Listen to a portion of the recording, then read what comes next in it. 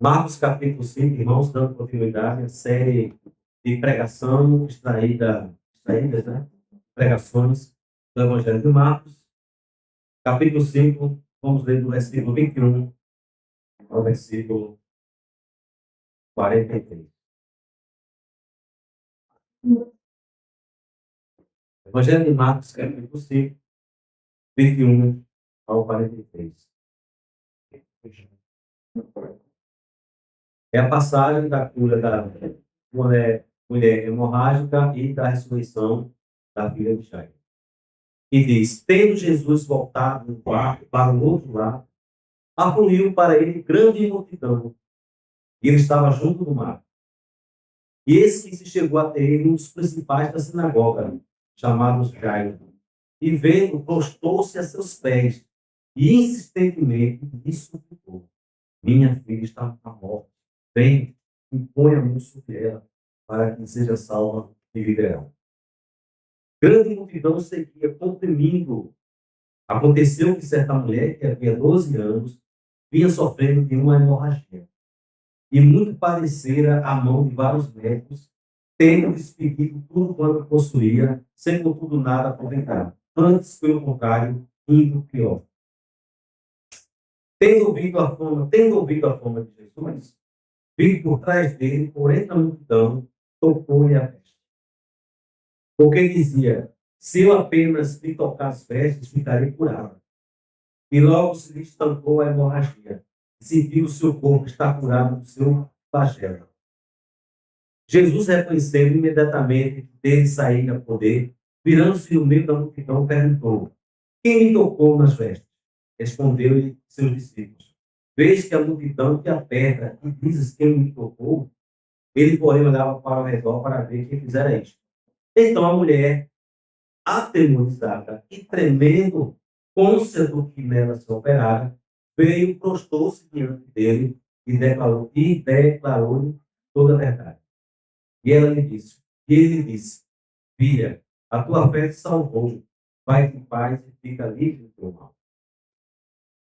Falava-lhe ainda quando chegaram alguns da casa do chefe da sinagoga, a quem disseram: tua filha já morreu. Por que ainda incomodas o mestre? Mas Jesus, sem aferir tais palavras, disse ao chefe da sinagoga: não temas, crê somente. Contudo, não permitiu que alguém o acompanhasse, senão Pedro, os irmãos Tiago e João. Chegando à casa do chefe da sinagoga, viu Jesus o alvoroço, os que choravam e os que planteavam muito. Ao entrar, lhes disse: por que estáis em alvoroço e chorais? A criança não está morta, mas dorme. E riam-se dele. Tendo ele, porém, mandado sair a todos, tomou o pai e a mãe da criança e os que vieram com ele e entrou onde ela estava. Tomando-a pela mão, disse: Talitá cumi, que quer dizer: menina, eu te mando, levanta. Imediatamente a menina se levantou e pôs-se a andar, pois tinha 12 anos. Então ficaram todos sobremaneira admirados. Mas Jesus ordenou-lhes expressamente que ninguém soubesse e mandou que dessem de comer a menina. Até aqui, irmãos, vamos orar, né, mais uma vez ao Senhor, pedindo mais iluminação da parte dele, entendimento, que esse momento seja um momento de edificação e alimentação espiritual para a igreja. Senhor, nós pedimos que este momento de pregação seja alimento de fato para a alma dos teus escolhidos aqui presentes. E o testemunho de Marcos aqui, narrado em seu Evangelho, seja de fato, Deus, alimentação vigorosa para a nossa alma. Já lemos tanto esse texto, mas é como voltássemos a comer a mesma comida do dia a dia. E sempre com mais sabor, Senhor. Que o Senhor abençoe esse jantar espiritual aqui neste momento, esse banquete. E seja um banquete de fato do céu. Em nome do meu Filho Jesus Cristo. Amém. Irmãos, dando continuidade, né, ao sermão aqui no Evangelho de Marcos, já chegamos aqui no capítulo 5 e estamos encerrando o capítulo 5. Né? Para as semanas, Deus permitir, daremos início ao capítulo 6. O Evangelho de Marcos é curtinho, você lê, né, ele, no mesmo dia, se você tivesse sem fazer nada, você lê o Evangelho, são 16 capítulos. É um dos evangelhos, né, mais curtos. Mateus tem 21 capítulos, João 21 capítulos, né? Lucas 24 capítulos e Marcos 16 capítulos. Então, temos aqui, né, e há muita coisa que é em Marcos, em Mateus, né, em Lucas, conhecido como Evangelhos Sinóticos. E eu já falei disso, né, apenas aqui como uma introdução. E chegamos aqui, né, a mais narrativas de Marcos sobre curas, sobre o poder de Jesus de curar. E aqui uma coisa inédita no Evangelho: o poder de Jesus não só de curar, não só de impedir que a pessoa seja vencida por uma doença, mas que também ele ressuscita quem está morto. E aí Marcos começa com esse testemunho aqui, né, inédito aqui, alguém sendo ressuscitado. Então, nós vemos logo aqui, né, nessa leitura, a multidão. Jesus era acompanhado por multidões e tinha momentos que ele tinha que fugir até das multidões para descansar. Ele não tinha descanso. Se ele tivesse uma casa e alguém soubesse, lotava a casa. Não tinha nem como sair. Não tinha nem como se chegar a ele quem quisesse. Né, alguém. Era difícil o acesso a Cristo. E aqui, né, o caso, ele havia expulsado o demônio. Né, o demoniado gadareno, que vimos na semana passada, vários demônios de uma pessoa. Ele havia libertado um homem, né, de Gadara, da cidade de Gadara. E aqui ele desce, já ele sobe no barco, e aqui quando ele desce, multidões atrás de Cristo, multidões para recepcioná-lo. E aí, no meio dessa multidão, chegou um homem que era o principal da sinagoga. Né? Alguém que administrava, a sinagoga era a casa de oração dos judeus, alguém que era líder, provavelmente, dessa sinagoga, algum mestre, que gerenciava aquele local e dirigia as reuniões, era um maioral ali né, naquele lugar, mas estava com uma filha padecendo com enfermidade terrível. Não diz aqui que enfermidade era, uma menina de 12 anos, e que ela estava à beira da morte, já morrendo, e ele se desesperou. E ele ouviu falar de Jesus. Ele já chega já sabendo de quem se tratava, do curandeiro. Nós sabemos se ele já tem ideia de que Jesus era o Cristo. Se ele tinha ainda essa certeza, né? Que Jesus era o Filho de Deus. E ele foi até Jesus, no meio da multidão, ele deve procurar, passou lá, entrou, foi até Jesus, se ajoelhou. Diz aqui, e insistentemente, fazendo insistentemente, talvez Jesus não tenha dado atenção no momento, mandou ele esperar, mandou ele ter calma e atender depois, porque Jesus estava atendendo um monte de gente. Era muita gente ali. Mas ele ficou insistindo, desesperado, porque a filha dele estava para morrer. Ia morrer a filha dele. Não tinha tempo. Era emergencial, era uma emergência. E Jesus teve que compreender. Ele não sabia do poder de Jesus de se ressuscitar. Ele achava que Jesus, no máximo, né, curava doenças desse nível aí já, para levar a pessoa. Pessoas desenganadas pelo médico. Mas ressuscitar, talvez ele não passava pela cabeça dele que Jesus pudesse ter tal poder. E aqui ele insiste, suplica, se humilha e acaba convencendo a Jesus. Né? Jesus, no meio de tanta gente, né, atendendo tanta gente, vamos lá para sua casa. Né? Eu vou colocar a mão sobre a sua filha e ela ficará curada. Ele deve ter dito detalhes que aqui não vê, né? Minha filha está assim, está com esse problema, está já morrendo, já está já desmaiada ali, sem respirar quase, já no fim. Então, vamos para Jesus atendeu. Né? O desespero desse homem. Que é desesperador, né? Você vê ali seu filho, um filho seu, uma filha, né? Ali à beira da morte. Né? É algo triste, desesperador. Né? E Jesus se comoveu com aquela cena, provavelmente, aquele pai, aquele judeu que geralmente, pessoas da sinagoga, tinha problema com Jesus. Não dava crédito.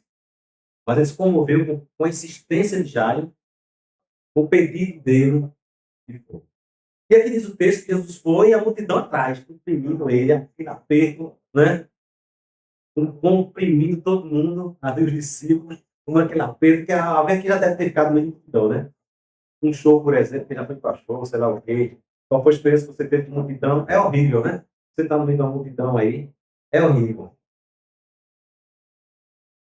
E aí uma mulher, aparece um outro personagem aqui, uma outra mulher que ouviu falar também do poder curador de Jesus. Ela entra no meio da multidão, uma mulher que estava debilitada, doente, e ela tinha um problema sério. Diz aqui que ela, né, já havia passado pela mão de vários médicos, e esses médicos não trouxeram nenhuma solução para o dilema dela. Ela gastou até todos os recursos, tem nem mais dinheiro, tem nem mais condições de estar contratando médico. E o problema dela era de hemorragia. Né? Ela tinha uma menstruação irregular. Né? Porque a mulher tem as menstruações dela, mas para, né? Vem, mas é por alguns dias que para. Ela não. Ela estava como se tivesse menstruada o mês todo. Era uma coisa terrível, né? Menstruação. O tempo todo dia, todos os dias, não parava, ela sempre com esse problema. E veja a situação dessa mulher judia, que a mulher menstruada, na lei de Moisés, ela não pode estar no meio das pessoas, nem poderia frequentar o templo até passar os dias, né, do fluxo dela. E nenhum marido podia ter relações sexuais, que era considerada impura da lei, né, de acordo com a lei mosaica. Era uma mulher impura, ela tinha que ficar reclusa, aguardando o momento de ficar boa. Então, essa mulher, ela deveria, né, disfarçar, ninguém sabia, porque se alguém soubesse que tratava com uma mulher com perdendo sangue, ela era empurrada, era agredida, talvez até pedra se jogava dela para ela sair de perto. Impura! Tem uma mulher impura aqui, e olha que era uma doença, uma enfermidade que, né, não estava tendo cura. Então, essa mulher ela sofria rejeição das pessoas. Ela tinha convívio normal com as pessoas, com a família, porque os judeus tinham, né, essa atitude com pessoas com quem a lei de Moisés era rigoroso em relação a isso. Então, ela estava ali, com certeza, é, até maquiando o problema dela, sem que ninguém soubesse quem estava. Porque se soubesse, ela nem chegaria ali, ninguém nem ia nem permitir que ela fosse tocar em Jesus. Imagina, ela teve a ousadia de tocar em Cristo, e ela não era impura pela lei de Moisés, e ela era eternamente impura, né? Porque ela nunca estava boa, né? Talvez estancasse por algum minuto, algumas horas e voltava. Voltava. Então, era uma mulher debilitada, né? Fraca, e sofria esse problema de convívio social. Quem sabe até a família, né? Até marido não queria mais, como é casada, já era uma mulher divorciada. Porque o marido queria divórcio, na lei de Moisés, podia pedir divórcio. Se o homem tivesse algo errado com a mulher, ele disse, não quisesse ficar mais com ela, peça carta de divórcio a ela. Está lá na lei de Moisés, tem o Deuteronômio. E aí, com certeza, ou ela era separada, né, que o homem queria, ou ela nunca casou. Qual o homem que ia querer uma impura? Uma mulher doente também, né? E ela também ia se meter, se envolver com ninguém. Um problema tão sério desse aí. Então a mulher estava sofrendo muito. E aí foi lá também que disse, ela ouviu falar, tem um homem que ele cura qualquer doença. Não tem doença que foi qualquer doença ele cura. Quem é esse homem que eu quero saber dele? Eu botei aí. Como já ainda soube, Jesus foi também procurado. E aqui diz, irmãos, que ela entrou no meio da multidão, fraca, mas um ato de fé dela. Como foi a fé dessa mulher? Né? Ela foi lá, ao menos que toque. Ela se achava tão digna que ela não vou nem falar com ele, porque eu sou impura. Se eu for dizer para ele o meu problema, o pessoal vai nem permitir que eu chegue até ele. Eu sou impura. Eu estou em pecado. Eu vou lá e só tocar. Se eu tocar, eu ficaria curado. Veja o tamanho da fé. Ela foi lá no meio, né? Do povo lá, tocou a bola. Lá na pontinha do vestido de Jesus, né? Ou na pontinha da manga da camisa dele. Né? Diz que a ola tinha de uns fiozinhos, né? A roupa talvez, os fios lá, e foi lá e ela só tocou assim, aqueles fios da roupa do Senhor. Obrigado.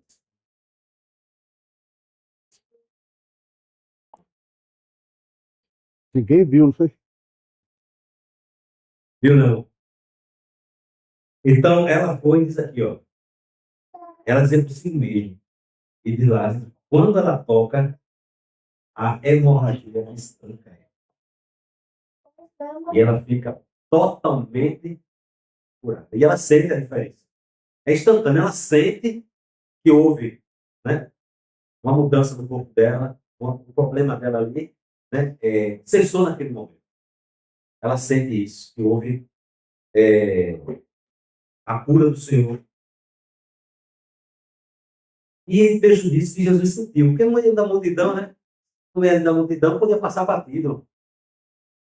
Tanta gente tocando, como é que ia saber isso? Mas ele sentiu algo diferente. Ele sentiu um poder, né? Como fosse uma energia saindo dele. Ele disse, quem me tocou? Aí é aquela coisa, Senhor, que pergunta é essa? Alguém me tocou, quem? Mas, Senhor, o pessoal te comprime. Que pergunta é essa? E é Pedro, né? Você vai lá no Evangelho de Lucas, isso foi Pedro que questionou. Há uma multidão aqui te apertando, pergunta essa pergunta, aí diz, pois de mim eu senti sair poder. Esse é algo diferente. Não foi um toque qualquer, né? E tinha tanto doente ali tocando Jesus e provavelmente não estavam sendo curados, né? Alguns doentes. Foi uma coisa muito especial. Porque você vai encontrar que havia outros casos de doentes tocando Jesus ficando curados. Não só foi ela, não. Tocando na roupa dele ficando curada. Mas nessa mulher, ele fez questão de parar. Porque ele queria que esse testemunho fosse registrado. E outros doentes também tocaram em Jesus e ficaram curados. Vários doentes tocavam nele e ficavam curados. Mas ele queria uma atenção especial para essa mulher. Ele queria uma atenção especial para ela. Ele queria que você registrasse essa mulher. E sofreu tanto tempo, né? 12 anos. A idade da menina, interessante. A menina tinha 12 anos. A menina a filha de Jairo aqui, vai também receber a bênção da ressurreição. E essa mulher, ela estava esse tempo todinho com esse problema. Então, o que essa mulher não fazia, né? O sofrimento dessa mulher, para não ser percebida, afastada do povo, né? O pessoal não via ela com bons olhos, era tida como impura, e aqui ela tocou em Cristo. Porque Cristo é quem estanca, irmãos, né? Cristo é quem cura, Cristo é quem nos limpa. Essa mensagem é implícita aqui, né? Cristo limpa o pecador. Nós somos impuros aos olhos de Deus. Porque a lei de Moisés tinha essa lei tão assim, até dura, né? E a mulher menstruada não podia estar no templo, não podia estar com o marido, não podia tocar nas coisas, porque a lição era algo didático ali, para mostrar que todos somos impuros aos olhos de Deus. Se Deus não nos limpar, se Deus não nos purificar, nós não somos dignos de estarmos diante dele. A lição da lei era essa. Né? O impuro e o puro, o sujo e o limpo. Tem muito isso na lei. Porque era essa lição que Deus queria mostrar. Deus é limpo, Deus é puro, nós somos pecadores. E aí, esse problema das mulheres tinha também a questão higiênica, né? Mas tinha também essa lição da pureza de Deus. E aí, Jesus insiste e quer que ela dê um testemunho. Ele insiste no caso aqui dela. Porque, como eu disse, muitas outras pessoas tocaram Jesus e muitos outros doentes foram curados. Ele não insistiu. Quem foi? Quem foi? Quem foi? Né? Sabe, quem está me tocando aqui está vazando corrente de mim direto. Eu quero saber quem que vive tocando em mim. Mas ele não fazia isso. Né? Mas no caso dele, ele fez. Ele fez questão da mulher das caras. E diz aqui que ela, percebendo que Jesus queria saber, ela vai tremendo, atemorizada, ela se denuncia. Fui eu, senhor. E lhe toquei. Aí ela conta o problema dela. Eu estava há 12 anos padecendo de uma enfermidade terrível, uma hemorragia que não parava e que me tornava impura diante de todos, que me desclassificava socialmente, que me debilitava, que acabava com meus recursos. Não tinha médico que desse solução, mas hoje o Senhor deu a solução. Hoje eu encontrei a solução. Hoje eu encontrei a cura que eu tanto busquei. E aí Jesus fala para ela, filha, a tua fé vai em paz, fica livre. E aí isso foi para ficar como testemunho. Porque eu sei que essa mulher, ela padecia desse problema terrível, mas a pior impureza é da alma, né? Não tem como nós não deixarmos dizer isso aqui. Que é o que Cristo veio para o mundo. Porque tem muitas mulheres hoje ainda com esse problema. Não é? Doenças, elas persistem na vida do ser humano. Todos os doentes que Jesus curou voltaram a ter outras doenças e morreram. Porque a mensagem ali principal de Cristo e de Marcos aqui, que Jesus é o Deus que vem acabar com todas as doenças, que vem nos prometer um mundo sem doenças, um mundo sem morte. E Jesus provou que isso é possível. Mas não era ainda esse momento, ainda não chegou esse momento de um mundo sem morte, de um mundo sem doença, ainda não chegou. Ele estava mostrando que isso é possível. Esse mundo haverá, esse mundo, um mundo sem doenças, um mundo sem morte. E aí Cristo, através das curas, ele mostra isso. Como também era um testemunho a respeito dele, de quem ele era, de quem ele dizia ser o Cristo, o Filho de Deus. E não tinha como negar. Talvez Jairo deve ter ficado fortalecido com isso aí. Ele estava de pé, estava. Jesus estava indo para onde? Para a casa de Jairo. Vocês esqueceram Jairo porque ele foi? Mas Jairo estava aqui. E aí o que acontece? Jairo deve ter visto isso, né? Jairo viu aquilo ali, se confirmou mais ainda que Jesus é aquele que pode, de fato, resolver também o problema. Mas o que acontece, irmãos? Quando Jesus falava lá, né, Jesus estava conversando com a mulher, alguém lá da casa de Jairo chega e diz: não incomode mais o mestre. A tua filha acabou de falecer. Morreu. E agora? Então, para eles ali, Jesus só curava. Evitava das pessoas serem acometidas de doenças que viessem depois de morrer. Mas Jesus, da morte, ninguém pode voltar. Né? A morte, talvez Jesus não tivesse. Isso, embora no Antigo Testamento tem casos de ressurreições. Elias não ressuscitou o filho de uma viúva?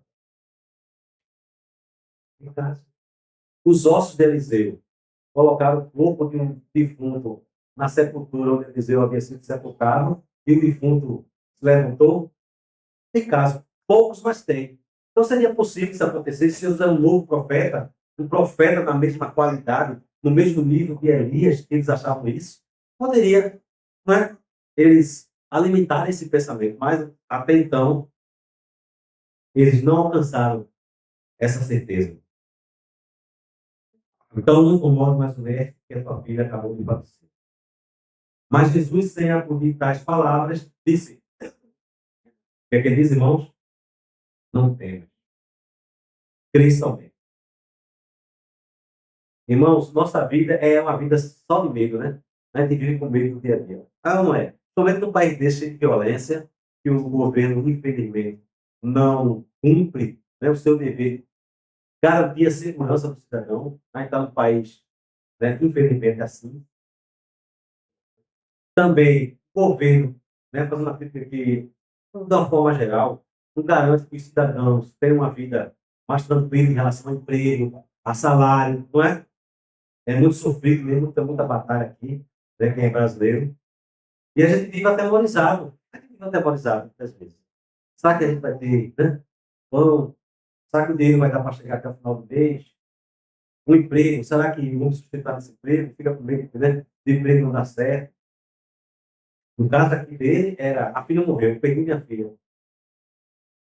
Mas tem pessoas que ficam atemorizadas não com a perda de um ente querido, mas todos os dias, né, a gente vive atemorizado com assaltos, com dinheiro não chegar no final do mês, com uma doença, né, de ser acometido por uma doença grave, vivemos com medo. Mas Jesus fala, crê. Crê. Deus está no controle. Deus está, né? Ele tem aqui o controle do Senhor. O outro estava esperando isso. Crê, né? Não tem, meu filho. Creia somente. Você não me pediu, eu estou indo aí. Então confie em mim. A sua confiança em Jesus está em que nível? Irmãos, diante dos dilemas da dificuldade. A gente não vê Jesus. Né? A gente tem ele pela fé. Mas essa palavra aqui é para nós. Foi registrada como testemunho para nos edificar. Foi registrada para tenhamos uma fé vigorosa. Está aqui diante de nós o testemunho. Não temos pressão dele. E aí diz aqui que ele não permitiu que o povo acompanhasse até a casa, né? Já ele não permitiu, ele deve ter falado lá com a multidão que ficassem ali, que tinha algo, né, bem urgente ali, que só era para ele. E até os discípulos dele, somente 3, foi dada a permissão de ir lá na casa de Jairo. E chegando à casa, aquela coisa comum que tem quando alguém morre, né? Chororô, é o normal. Quando morre alguém, é choro, né? Eu sei que todo mundo aqui já teve essa experiência, né? Ir na casa de uma pessoa que acabou, que perdeu um ente querido, ou até um ente querido está lá morto, e aquele choro, aquele pessoal lá, né? Um chorando no canto, outro no outro, lamentando, né? Aquela tristeza. Jesus chega na casa assim, o pessoal já, né? Ali, já preparando a menina para ser velada. Porque a menina acabou de morrer. Irmãos, e interessante que existia uns. Era uma profissão de pessoas que ganhavam dinheiro para ficar chorando nos velórios. Vocês sabiam disso? Existia essa profissão no Oriente, né? Naquele local. Os senhores flautistas que iam tocar flauta, músicas de tristeza, né? Para o pessoal chorar. Né? Já tinha choro comum, mas tinha pessoas lá para tocar flauta, para ficar lamentando. Existe esse tipo de coisa lá, né? Estranho, né? A gente não tem esse hábito, contratar alguém para chorar no meu velório. Contrata aí, que um chorões aí de velório, né? Não sei como é que funcionava isso, mas existia. Jesus chega e manda esse povo embora. Parem que a menina não está morta. Ela dorme. Aí começaram a caçoar. Que absurdo é esse que esse homem está dizendo? Essa não morreu. Está dizendo que ela está dormindo. Porque para Deus, a morte não passa no sono. Deus, a morte é um sono. Jesus sabe onde é que a Carla estava, onde estava o espírito dela. Né? Para Deus, a morte. O mesmo é disse Lázaro, nosso amigo Lázaro, apenas dorme, mas irei despertá-lo do seu sono. Capítulo 11 de João. Depois ele diz, Lázaro morreu. Porque para Deus, a morte é como um sono. Como alguém que está dormindo, né? Não é o fim de tudo. O que Jesus quer dizer com isso? Que a morte não é o fim. Porque morte não é inexistência. É a inexistência daqui. Quem morre, de fato, fica desligado daqui da Terra. Mas ele não deixa de existir. Morte não é inexistência, não, gente.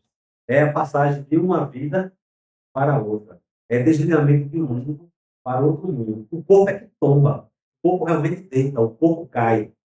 Mas há o espírito, há a vitalidade que dá anima, né? Que dá vida ao corpo, que é a alma. E para Deus não existe morte. Jesus falou isso para os saduceus. Para Deus não há mortos. Todos estão vivos. Não há mortos para Deus. Então, a menina, então, Jesus não estava falando besteira. Né? Ele estava falando, porque eles não entendiam isso. Né? A gente não entende isso. Mas está falando na linguagem dele, como Deus. Ele diz, olha, a menina não morreu. Ela apenas dorme. E aí, vamos expulsar, esse pessoal chorou. E só fica os pais da menina e os discípulos. Ele entra no quarto, irmãos. Né? Ah, ele entra no quarto. E aí, na língua aramaica, porque essa aqui é aramaica, Jesus falava aramaico. Talita ou talitá, dependendo da tradução. Talita, está falando na língua aramaica. Aí aqui é o grego, né? O grego, né, que no português, né, tradução, levanta. E ali, às vezes, os autores, eles dizem o que Jesus falou na língua dele aramaica. Na língua, Eloi, Eloi, lama sabachthani, da língua aramaica, né? Aí Deus deu a tradução em português. Deus meu, porque me desamparaste. Mas Jesus falava aramaica. Aí ele fala aqui que Jesus mandou ela se levantar e disse que, ó, imediatamente a menina se levanta. No Evangelho de Lucas, depois você dá uma olhada lá, né? Diz que o Espírito voltou e entrou dentro dela. E ela acorda. O Espírito voltou, né? O Espírito da menina vem, entra na menina e ela se levanta. Então os pais devem ter ficado espantados com aquilo, né? Assim, não sabia que Jesus tinha esse poder, até esse ponto de trazer alguém dos mortos, de trazer alguém de volta ao mundo dos vivos. E Jesus mostrou o poder dele de ressuscitar, e ressuscita ali aquela criança, naquele momento. Os pais ficaram ali, sobremaneira admirados. Eu nunca testemunhei uma ressurreição de alguém, né? Eu acho que aqui ninguém também, né? Eu acredito que Deus pode fazer, né? Tem tantos testemunhos aí que você vê, de pessoas que morreram com um acidente de carro, né? Depois voltam. Eu não quero questionar tais experiências, nem que não seja possível isso, pode acontecer. Mas aqui temos um testemunho claro que Jesus trouxe alguém da morte. O espírito da criança volta e a menina passa a viver de novo. E aí, irmãos, a morte não é o fim. Aí vem aqui a mensagem da morte. Das doenças, haverá um dia que as doenças não existirão e a morte não existirá. Mesmo que venhamos a morrer, o que Jesus fala? Eu sou a ressurreição e a vida. Quem crê em mim, ainda esteja morto, viverá. E quem crê em mim, jamais morrerá eternamente. Então, todos que partiram serão acordados, como essa menina que foi.